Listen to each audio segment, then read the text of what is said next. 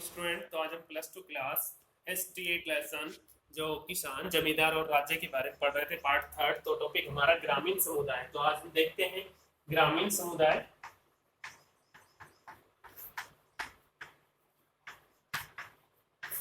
जो गांव का समुदाय है मोस्टली खेती बाड़ी पे डिपेंड करता है।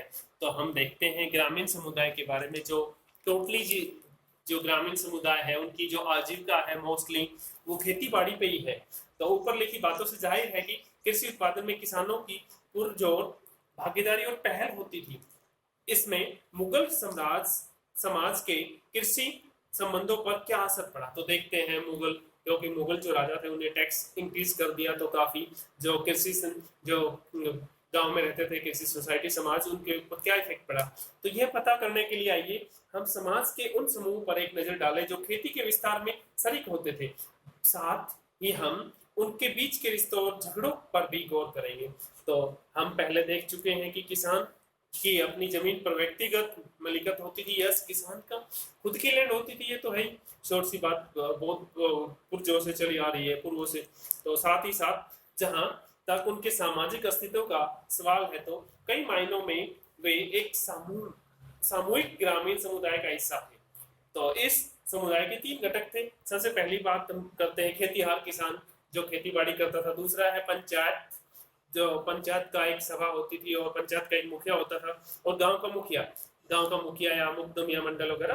तो जाति और ग्रामीण माहौल, तो देखते हैं हम कास्ट के बारे में। जाति और ग्रामीण माहौल, जाति और ग्रामीण माहौल। तो हम बात करते हैं कि जाति कास्ट के बारे में। इंडिया में अनेक धर्मों का देश है, तो जब धर्म ही अनेक है तो कास्ट तो बहुत सारी मिलेगी। और मोस्टली जो सोसाइटी है वो गांव में रहती है, शहर में तो 10-12%, अब तो काफी होगी। तो हम बात करते हैं जाति जैसे भेदभाव की वजह से खेती हर किसान कई तरह के समूह में बटे हुए थे। खेतों की जुताई करने वालों में एक बड़ी तादाद ऐसे लोगों की थी जो नीचे समझने जाने वाले कामों में लगे थे या फिर खेतों में मजदूरी करते थे। हालांकि जमीन की कमी नहीं थी, फिर भी कुछ जाति के लोगों को सिर्फ नीच समझे जाने वाले काम ही दिए जाते थे। यस, जो लोअर कास्ट जैसे हम बात करते हैं, वर्ण बेस्ड सोसाइटी, ब्राह्मण, क्षत्रिय, वैसे शूद्र, तो इस तरह वे गरीब रहने के लिए मजबूर थे। यस, बिल्कुल ही बस 2 वक्त की रोटी जुटा पाने में समर्थ थे।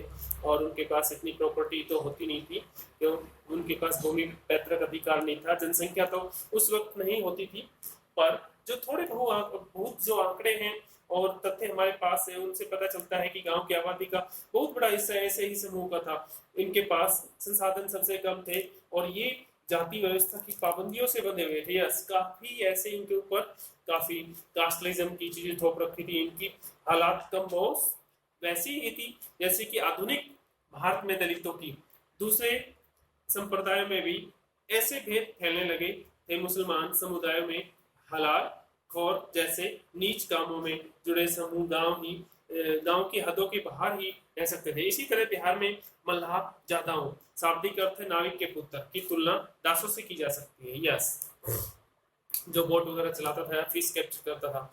समाज के निचले तबकों में जाति, गरीबी और सामाजिक हैसियत के बीच सीधा रिश्ता था, एंड ऐसा बीच के समूह में नहीं था। 17वीं सदी में मारवाड़ में लिखी गई किताब राजपूतों की चर्चा किसानों के रूप में करती है। इस किताब के मुताबिक जाट भी किसान थे, लेकिन जाति व्यवस्था में उनकी जगह राजपूतों के मुकाबले नीची थी। 17वीं सदी में राजपूत होने का दावा वर्धमान, उत्तर प्रदेश, जो कृष्ण जन्मभूमि है गोकुल वर्धमान के इलाके में गौरव समुदाय ने भी किया।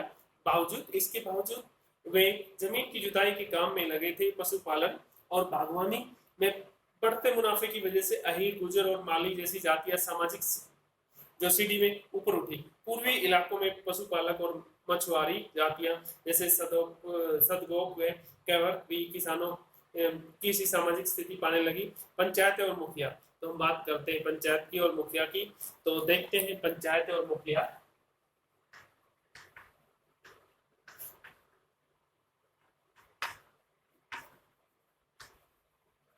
तो गांव में एक पंचायत होती है और उसका मेंबर होता है। तो देखते हैं गांव की पंचायत में बुजुर्गों का जमावड़ा होता है या पहले बुजुर्ग ही होते थे मेन।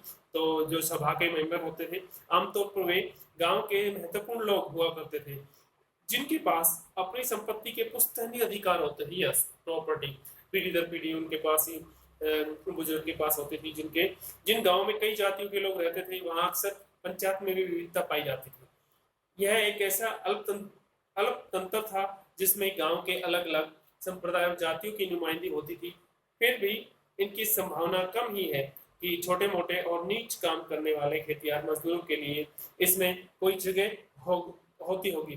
पंचायत का फैसला गांव में सबको मानना पड़ता था। पंचायत का सरदार एक मुखिया होता था, यस, जिसे मुकदम या मंडल कहते थे। कुछ स्रोतों से पता लगता है कि मुखिया का जो चुनाव गांव के बुजुर्गों की आम सहमति से होता है। इस चुनाव के बाद उन्हें इसकी मंजूरी जमींदारों से लेनी पड़ती थी। मुखिया अपने ओहदे पर तभी तक बना रहता था जब तक गांव के बुजुर्गों को उस पर भरोसा था। यह ट्रस्ट गांव के लोगों को उस पे जो मुखिया पे ट्रस्ट होता था तब तक वो गांव का मुखिया रहता था। ऐसा नहीं होने पर बुजुर्ग उसे बर्खास्त कर मतलब उसे उसके पद से हटा देते थे। गांव के आमदनी व खर्चे का हिसाब किताब अपनी निगरानी में बनवाना मुखिया का मुख्य काम था और इसमें पंचायत का पटवारी उसकी मदद करता था। पंचायत का खर्चा गांव के उस आम खजाने से चलता था जिसमें हर व्यक्ति अपना योगदान देता था। इस खजाने से उन कर अधिकारियों की खातिरदारी का खर्चा भी किया जाता था जो समय समय पर गांव का दौरा किया करते थे। दूसरी ओर इस कोष का इस्तेमाल बाढ़ जैसी प्राकृतिक विपदाओं से निपटने के लिए भी होता था। ऐसे समुदाय कार्यों के लिए भी जो किसान खुद नहीं कर सकते थे, जैसे कि मिट्टी के छोटे मोटे बांध बनाना या नहर खोदना। तो थैंक यू, आज के टॉपिक में बस इतना।